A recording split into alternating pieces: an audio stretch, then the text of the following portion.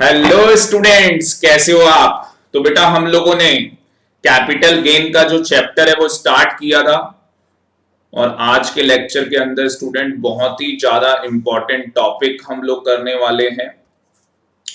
तो हम लोगों ने जो चैप्टर स्टार्ट किया था वो कैपिटल गेन्स का हम लोगों ने चैप्टर स्टार्ट किया था। और आज की क्लास के अंदर दो टॉपिक लेने वाले हैं स्टूडेंट। पहला पहला मैं आपको बता दूं, प्रेफरेंस शेयर्स। पहला जो हम लेने वाले प्रेफरेंस शेयर्स लेने वाले। तो प्रेफरेंस शेयर्स, अगर आप क्या करते हैं जी, प्रेफरेंस शेयर्स का कन्वर्जन करते हैं। तो प्रेफरेंस शेयर्स का आप क्या करते हैं, कन्वर्जन। तो प्रेफरेंस शेयर्स को आपने कन्वर्ट कर लिया है, किस में कन्वर्ट कर लिया है, इक्विटी शेयर्स के अंदर कन्वर्ट कर लिया है। जब प्रेफरेंस शेयर्स इक्विटी शेयर्स के अंदर कन्वर्ट किए जाते हैं तो इसे ट्रांसफर नहीं माना जाता, इसे ट्रांसफर नहीं माना जाता। अब आपके दिमाग में क्वेश्चन आएगा कि सर कैपिटल गेन कब आता है, जब कैपिटल एसेट होती है प्लस ट्रांसफर होता है तो जाके कैपिटल गेन आता है। तो sir preference shares capital asset तो है, पर ये जब ट्रांसफर नहीं है तो कैपिटल गेन नहीं आएगा। बिल्कुल सही बात है भाई। पर आप क्या करते हो, जो आपको इक्विटी शेयर्स मिले हैं आगे आप इनको क्या कर देते हो, सेल कर देते हो। तो भाई इक्विटी शेयर्स कैपिटल एसेट भी है, आपने सेल कर दिया, ट्रांसफर भी है, कैपिटल गेन आ जाएगा। तो क्या समझ में आया कि जब हम प्रेफरेंस शेयर्स को कन्वर्ट करते हैं, प्रेफरेंस शेयर्स को कन्वर्ट करते हैं इक्विटी शेयर्स के अंदर, तो no capital gain, no capital gain, कोई कैपिटल गेन अराइज नहीं होगा। पर जब इक्विटी शेयर्स आगे सेल किए जाते हैं तो उस केस के अंदर कैपिटल गेन अराइज होगा। ये ट्रीटमेंट स्टूडेंट हमें सीखनी है, ये ट्रीटमेंट हमें सीखनी है। ठीक है, करें स्टार्ट। हाँ जी। अब देखो इसके अंदर सबसे पहले नोट्स बना लो कि जो प्रेफरेंस शेयर्स हैं, कौन से शेयर्स हैं भाई, प्रेफरेंस शेयर्स हैं, इनका क्या हो रहा है, कन्वर्जन हो रहा है। किसके अंदर कन्वर्जन हो रहा है, इक्विटी शेयर्स के अंदर कन्वर्जन हो रहा है। तो अगर प्रेफरेंस शेयर्स का इक्विटी शेयर्स के अंदर कन्वर्जन हो रहा है तो इस केस के अंदर हमने बोला कि ये ट्रांसफर नहीं माना जाएगा, कैपिटल एसेट है, तो इस केस के अंदर कैपिटल गेन नहीं निकलेगा, नो कैपिटल गेन। ठीक, पहली बात। दूसरी बात, सेकंड इंपॉर्टेंट पॉइंट क्या है हमारे पास, सेकंड इंपॉर्टेंट पॉइंट है कि जो ये इक्विटी शेयर्स हमारे पास आए हैं, दो बातें हैं, इसका कॉस्ट ऑफ एक्विजिशन क्या होगा इक्विटी शेयर्स का, और पीरियड ऑफ होल्डिंग क्या होगा। तो कॉस्ट ऑफ एक्विजिशन क्या होगा इक्विटी शेयर्स का, कॉस्ट ऑफ एक्विजिशन क्या होगा, हम यहाँ पे डीम्ड मान रहे हैं। डीम्ड मतलब मानो या ना मानो, डीम्ड हो जाएगा कॉस्ट ऑफ एक्विजिशन, जो किसका था, प्रेफरेंस शेयर्स का था। जो किसका था भाई, प्रेफरेंस शेयर्स का, वही आपका cost of acquisition equity shares का मान लिया जाएगा। पीरियड ऑफ होल्डिंग क्या होगा भाई, तो पीरियड ऑफ होल्डिंग की भी कहानी सेम है। यहाँ पे पीरियड ऑफ होल्डिंग की कहानी क्या है, जो प्रेफरेंस शेयर्स आपने एक्वायर किए थे, ठीक है ना, डेट ऑफ परचेस, तो from the date of purchase से, from the date of purchase से डेट ऑफ ट्रांसफर, तो ये पीरियड ऑफ होल्डिंग। और डेट ऑफ परचेस किसकी लेनी है, प्रेफरेंस शेयर्स की। डेट ऑफ परचेस किसकी लेनी है, प्रेफरेंस शेयर्स की लेनी है, और डेट ऑफ ट्रांसफर तक पीरियड ऑफ होल्डिंग चलेगा। ठीक, अब एक प्रैक्टिकल क्वेश्चन ले लेते हैं, और ये थर्ड नोट बाद में लिखेंगे, ये थर्ड नोट बाद में लिखेंगे, एक प्रैक्टिकल क्वेश्चन ले लेते हैं। ठीक है, यस सर। चलो देखो जी क्या है प्रैक्टिकल क्वेश्चन। इंपॉर्टेंट क्वेश्चन है। आर ने क्या किया, एक्वायर कर लिए, acquired 2000 preference shares, 2000 preference share, एक 10 रुपए का ईच, 15/6/2010 को। उसके बाद 50% जो प्रेफरेंस शेयर्स हैं उनका कन्वर्जन हो गया, 50% प्रेफरेंस शेयर्स का कन्वर्जन हो गया into 400 listed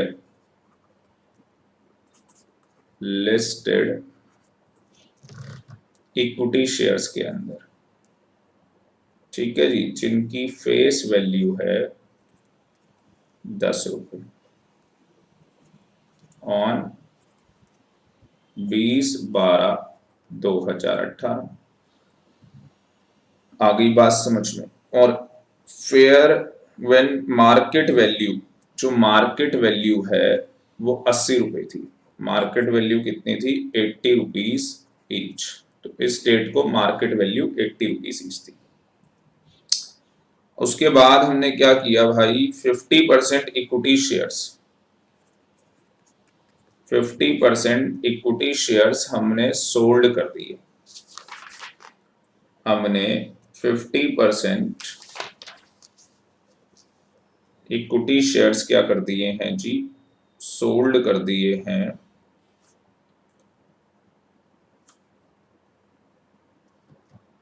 fifty percent equity shares sold कर दिए हमने 15/12/2020 को। ठीक है जी। और कितने के हिसाब से किए भाई, 100 रुपए के हिसाब से, 100 ईच के हिसाब से। रिकॉग्नाइज स्टॉक एक्सचेंज के थ्रू सिक्योरिटी ट्रांजैक्शन टैक्स भी हमने पे कर दिया। ठीक। और एक इंपॉर्टेंट बात, जो इसकी फेयर मार्केट वैल्यू थी इन इक्विटी शेयर्स की 31/1/2018 को 150 रुपए ईच। ये क्या कहानी, तो ये कहानी आपको अभी थोड़ी देर में बताई जाएगी। कैपिटल गेन निकालना है आपको असेसमेंट ईयर 21-22 का। ठीक है जी। अब जिस बच्चे को ये आता है कि प्रेफरेंस शेयर्स का कन्वर्जन हुआ है इक्विटी शेयर्स में और उसके बाद इक्विटी शेयर्स बेच दिए गए, कैपिटल गेन निकालना आता है, तो भाई निकाल के मुझे आंसर व्हाट्सएप करो, मुझे भेजो, देखते हैं कि आपको आता है या नहीं आता है। अब इसके अंदर कुछ बातें जो इंपॉर्टेंट हमें लेनी है। सबसे पहले तो मुझे बताओ हम लोग निकालते कैसे, क्या कैपिटल गेन। जो कैपिटल गेन है भाई वो कैसे कैलकुलेट किया जाता है, तो कैपिटल गेन कैसे calculate, full value of consideration minus में कॉस्ट ऑफ एक्विजिशन। इस तरीके से कैपिटल गेन हम लोग कैलकुलेट करते हैं। ठीक है। फुल वैल्यू ऑफ कंसीडरेशन अगर आप देखोगे तो फुल वैल्यू ऑफ कंसीडरेशन हम लोग कैसे लेंगे, हाँ जी, फुल वैल्यू ऑफ कंसीडरेशन हम लोग यहाँ पे कैसे लेने वाले, बताओ जी मुझे।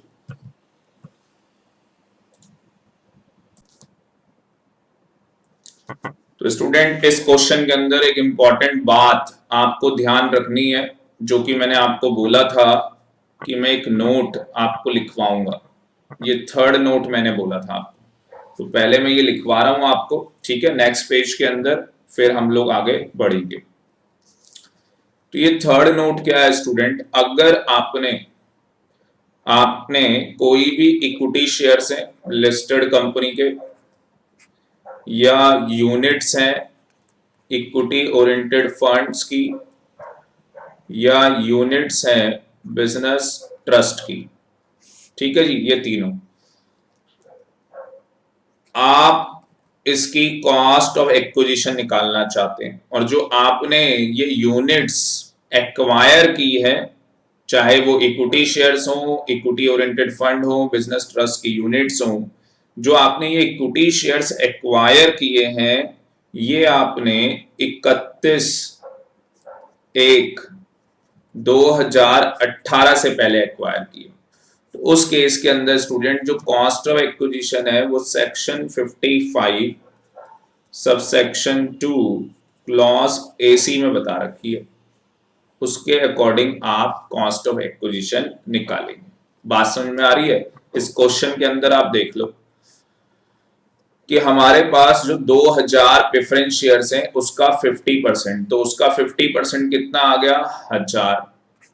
तो 1000 जो प्रेफरेंस शेयर्स हैं उसके बदले हमें क्या मिले हैं? 4000 इक्विटी शेयर्स मिले हैं। क्या मिले? 4000 इक्विटी शेयर्स हमें मिले हैं। ठीक है जी। और इन इक्विटी शेयर्स की फेस वैल्यू 10 रुपए है और मार्केट में जो वैल्यू थी वो 80 रुपए थी। तो इस डेट को हमारा कन्वर्जन हुआ, इसका मतलब कि हमने ये इक्विटी शेयर्स इस डेट को एक्वायर कर लिए। तो क्या हमने 31 अंची 31/1/2018 31/1/2018। तो अब ध्यान से मेरी बात को सुनना, क्योंकि यहाँ पे कॉस्ट ऑफ एक्विजिशन किसकी मानी जाएगी? प्रेफरेंस शेयर्स की। कॉस्ट ऑफ एक्विजिशन किसकी मानी जाएगी? प्रेफरेंस शेयर्स की। तो क्या हम ये मान लेंगे कि हमने हमने जो ये इक्विटी शेयर्स हैं ये एक्वायर कर लिए थे डीम्ड, हमने ये इक्विटी शेयर्स एक्वायर कर लिए थे डीम्ड मान लिए जाएंगे। क्या डीम्ड मान लिए जाएंगे भाई?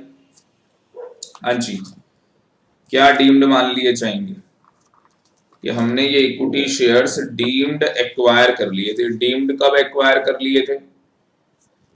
31/1/2018 से पहले। 31/1/2018 से पहले एक्वायर कर लिए थे। ठीक है ना? क्यों माना जा रहा है ऐसा? क्योंकि हमने ये प्रेफरेंस शेयर्स इस डेट को एक्वायर कर लिए, तो ये डीम्ड मान लिया जाएगा कि इस डेट से पहले एक्वायर कर लिए थे। तो उस केस के अंदर स्टूडेंट हमें क्या करना है? हाँ जी, उस केस के अंदर हमें क्या करना है? जब हम कॉस्ट ऑफ एक्विजिशन निकालेंगे, तो अगर कोई भी इक्विटी शेयर्स होते हैं जिनका एक्विजिशन या तो डीम्ड मान लिया जाता है या आपने इस डेट से पहले उन्हें एक्वायर किया है, तो उस केस के अंदर जो उसकी कॉस्ट ऑफ एक्विजिशन है वो आपको कैसे निकालनी है? हायर। आपको हायर लेनी है। दो चीजें आपके पास होंगी, एक एक्चुअल कॉस्ट, एक्चुअल में आपने उनको कितने का खरीदा, और लोअर ऑफ। लोअर ऑफ क्या चीज है भाई? दो बातें हैं यहाँ पे। फेयर मार्केट वैल्यू 31/1/2018 को क्या फेयर मार्केट वैल्यू है, और सेल प्राइस, और सेल प्राइस। ठीक है, जिस डेट को आपने बेचा उस डेट को सेल प्राइस क्या था, दोनों में विच एवर इज लोअर। फिर इन दोनों को कंपेयर करेंगे और उसमें हायर ले लेंगे, उसमें क्या कर लेंगे? हायर वैल्यू चार्ज कर लेंगे। ठीक, चलो आ जाओ। तो सबसे पहले क्या करते हैं? कॉस्ट ऑफ एक्विजिशन निकालते हैं। सबसे पहले क्या निकालते हैं? कॉस्ट ऑफ एक्विजिशन निकालते हैं। तो ये 1000 प्रेफरेंस शेयर्स हो गए 10 ईच के, तो कितने के हो गए भाई? 10,000 के हो गए। ये देख लो 10,000 रुपए के हो गए। अब 10,000 रुपए के तो ये हो गए। हमें किसकी कॉस्ट निकालनी है? इक्विटी शेयर्स की। कितने इक्विटी शेयर्स मिले हैं भाई? 400 इक्विटी शेयर्स मिले हैं। इसका मतलब 25 रुपए पर शेयर कॉस्ट आ गई। इसका मतलब कि जो हमें 400 इक्विटी शेयर्स मिले हैं वो 25 रुपए के हिसाब से मिले ना। 400 को मल्टीप्लाई करोगे 25 से 10,000 आ जाएगा, क्योंकि जो जो कॉस्ट प्रेफरेंस शेयर्स की होगी, यहाँ पे इक्विटी शेयर्स की क्या कॉस्ट मानी जाएगी? जो कॉस्ट प्रेफरेंस शेयर्स की होगी। तो इक्विटी शेयर्स की क्या कॉस्ट मानी जाएगी? जो कॉस्ट प्रेफरेंस शेयर्स की होगी। प्रेफरेंस शेयर्स की कॉस्ट क्या है? 50%। जो प्रेफरेंस शेयर्स कन्वर्ट हुए हैं उनकी कॉस्ट क्या है? 10,000 रुपए। तो प्रेफरेंस शेयर्स की कॉस्ट 10,000 रुपए, तो वही कॉस्ट किसकी मानी जाएगी? इक्विटी शेयर्स की। तो कितने नंबर ऑफ इक्विटी शेयर्स मिले हैं उससे आप डिवाइड कर दोगे, आपके पास इक्विटी शेयर की कॉस्ट आ जाएगी 25 रुपए। तो यहां पे क्या हो गया भाई? जो एक्चुअल कॉस्ट निकाली हमने इक्विटी शेयर्स की, वो कैसे निकाली सर? प्रेफरेंस शेयर की कॉस्ट है 10,000, हमें कितने इक्विटी शेयर्स मिले हैं? 400, तो ये हो गया जी 25 रुपए पर शेयर, ये हमारी कॉस्ट आ गई। और lower lower fair market value बताओ जी, इस डेट को क्या है? 150 रुपए की फेयर मार्केट वैल्यू है, तो ये 150 ले लो। फिर आपने बेचा कितने में? सेलिंग प्राइस क्या है आपका? हाँ जी, 100 रुपए का सेलिंग प्राइस है, ठीक है ना। जब बेचा है इनको तो 100 रुपए का सेलिंग प्राइस ले लेंगे। तो इन दोनों में विच एवर इज लोअर, वो आ गया जी 100, इसका आ गया जी 25, विच एवर इज हायर 100। तो ये हमारी क्या आ गई भाई? Cost of acquisition. ये हमारी क्या आ गई? Cost of acquisition. तो हमारे पास कितने इक्विटी शेयर्स हमने बेचे भाई? 400 में से 50% हमने बेचे, मतलब कि हमने बेचे हैं 200 इक्विटी शेयर्स हमने बेचे हैं। तो यहाँ पे आ जाएगा जी 200 इक्विटी शेयर्स हमने बेचे हैं, 100 रुपए हमें लेना है, ये आ जाएगा 20,000। फुल वैल्यू ऑफ कंसिडरेशन कितनी है? 100 रुपए की है। फुल वैल्यू ऑफ कंसिडरेशन भी 100 रुपए की है, इसका मतलब कि 200 इक्विटी शेयर 100 रुपए के बेचे गए। तो 200 इक्विटी शेयर्स यहाँ पे भी 100 रुपए के बेचे गए। चांस ऑफ मैटर है कि ये भी आ गया 20,000 रुपीज, ठीक है जी।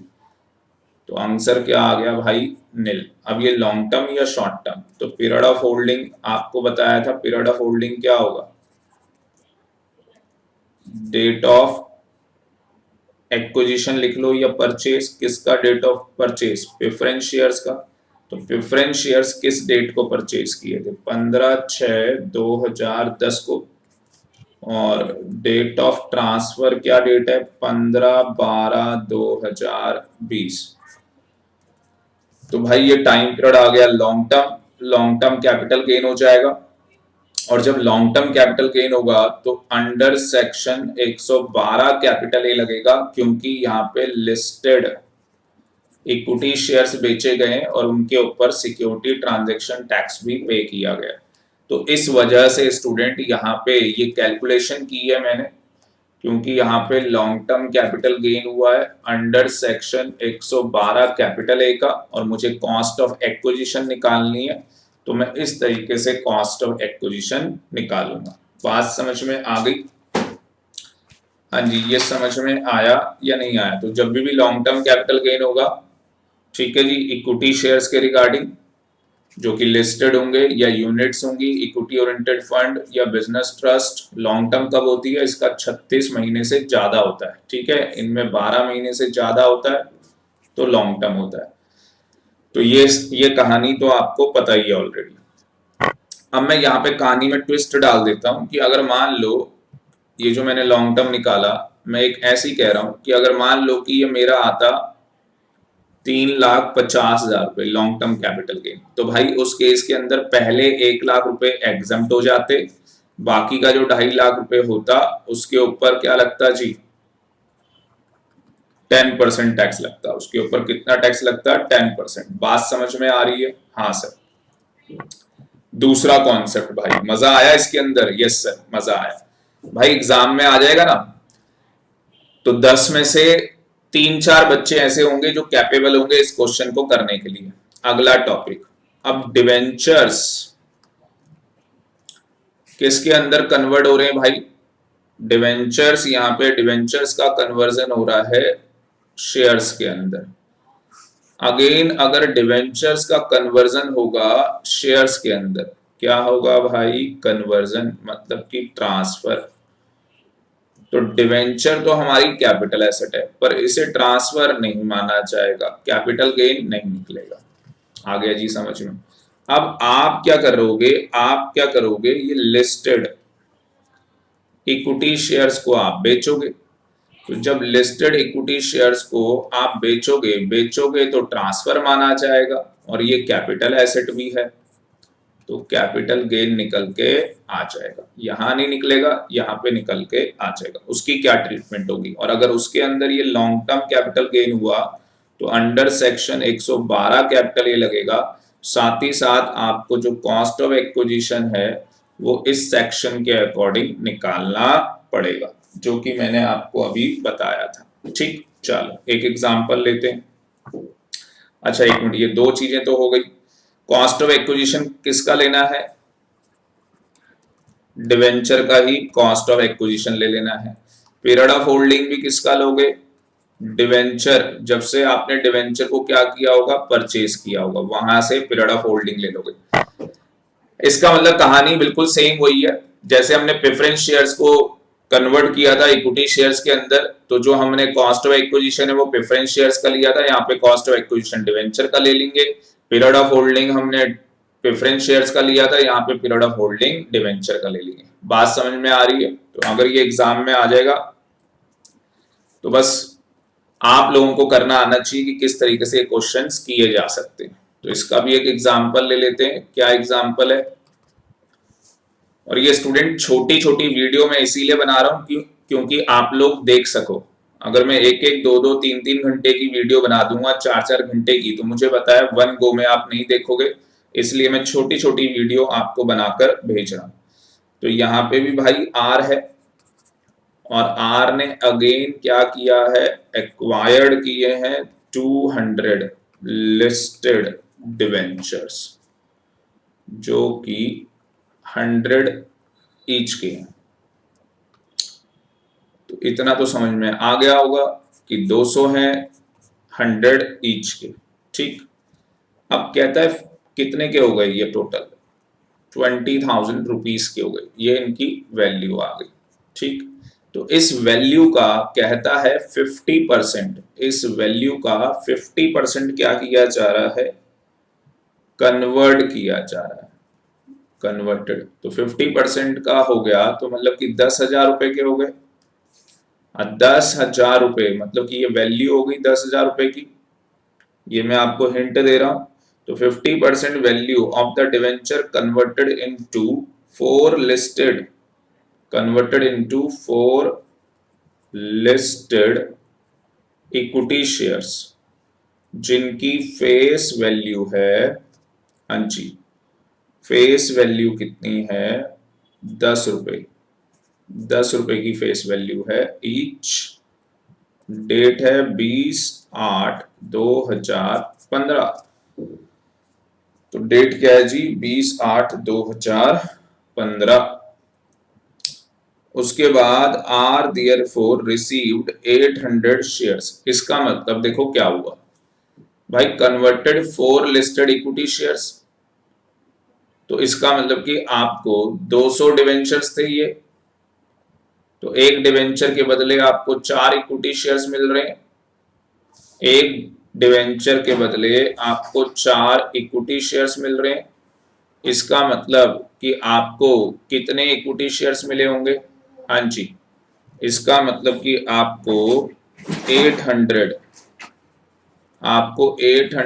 इक्विटी शेयर्स मिले होंगे। और जो 800 इक्विटी शेयर्स मिले होंगे, कैमरा चल रहा है, 800 जो इक्विटी शेयर्स मिले होंगे वो 10 ईच के हिसाब से आपको मिले हैं। फेस वैल्यू कितनी बताई है? 10 ईच। कहता है and left with 200 debentures of 50 each. तो हमारे पास जो ये बैलेंस रह गए, ये 200 डिवेंचर्स हमारे पास बैलेंस रह गए कितने रुपए के हिसाब से? 50 रुपए के हिसाब से। ठीक है, ये कहानी समझ में आ रही है? टोटल 20,000 के थे भाई, वैल्यू के हिसाब से 10,000 के हमारे पास रह गए। डिवेंचर सेम है ना, डिवेंचर तो 200 ही डिवेंचर है।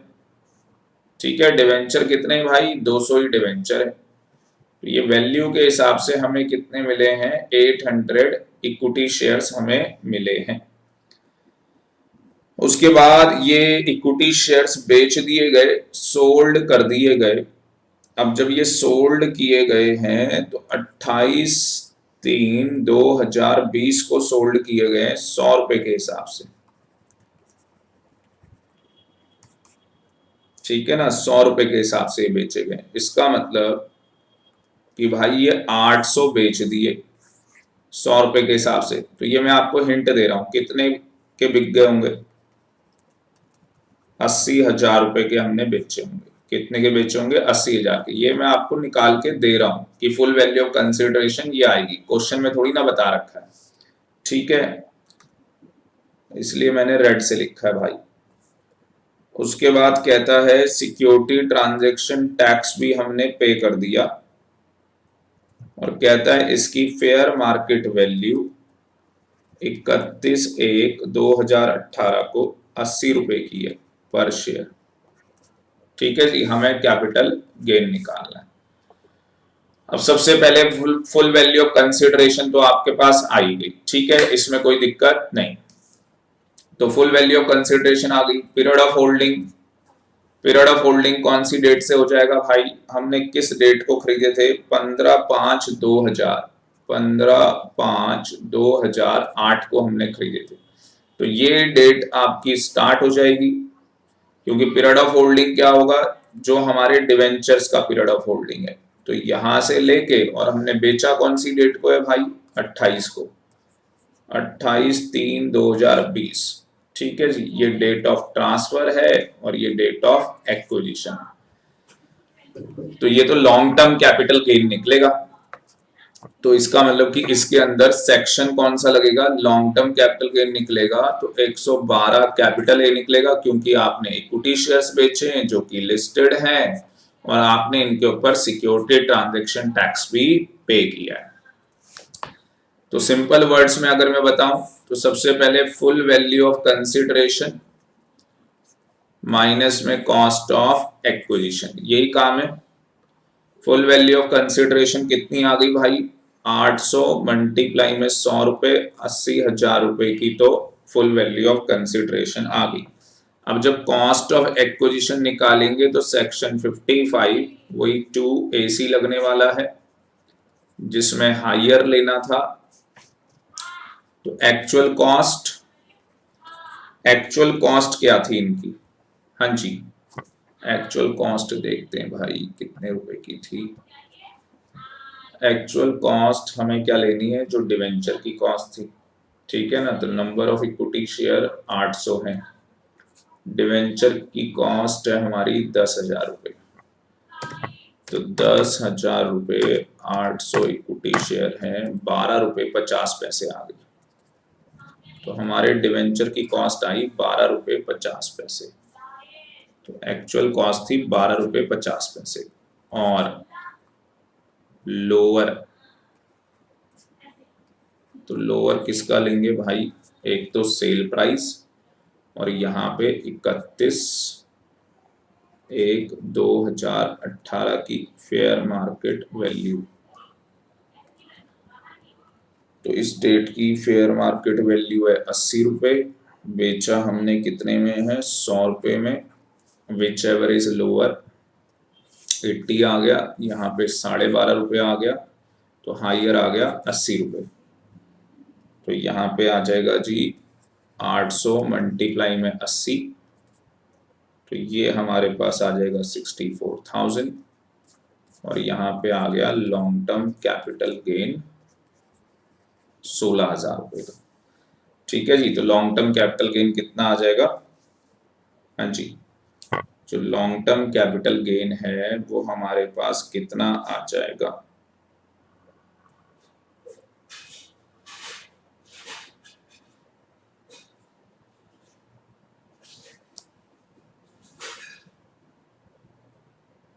₹16,000 का हमारे पास लॉन्ग टर्म कैपिटल गेन आ जाएगा, ठीक है जी। तो इस तरीके से स्टूडेंट मैंने आपको जो डिवेंचर्स कन्वर्ट किए गए इक्विटी शेयर्स के अंदर, वो क्वेश्चन भी मैंने आपको करवाया, तो वो कॉन्सेप्ट भी हमें क्लियर हो गया, और प्रेफरेंस शेयर्स को इक्विटी में कन्वर्ट किया गया, वो कॉन्सेप्ट भी हमने क्लियर कर लिया।